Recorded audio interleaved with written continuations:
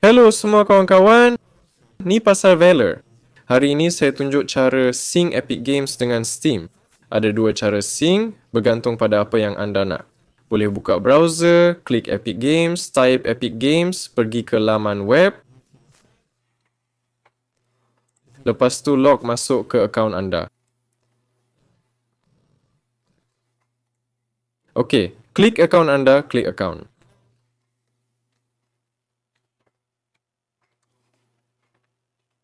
Dan tunggu.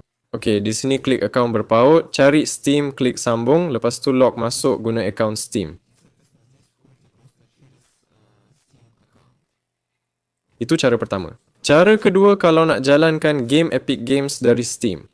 Untuk ini, buka Epic Games, klik akaun anda, klik tetapan, klik di sini, tetapan muat turun.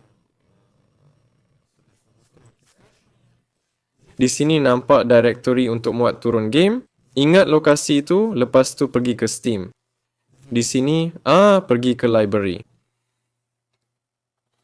Atau tak payah masuk library pun, boleh terus klik tambah game bukan dari Steam, okey?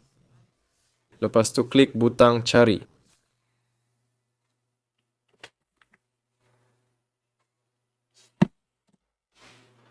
Okey, klik cari. Dan di sini pergi ke lokasi tadi dan pilih game yang anda nak. Lepas tu klik buka. Okey, dan klik tambah program, siap. Lepas tu anda boleh jalankan game ni terus dari Steam.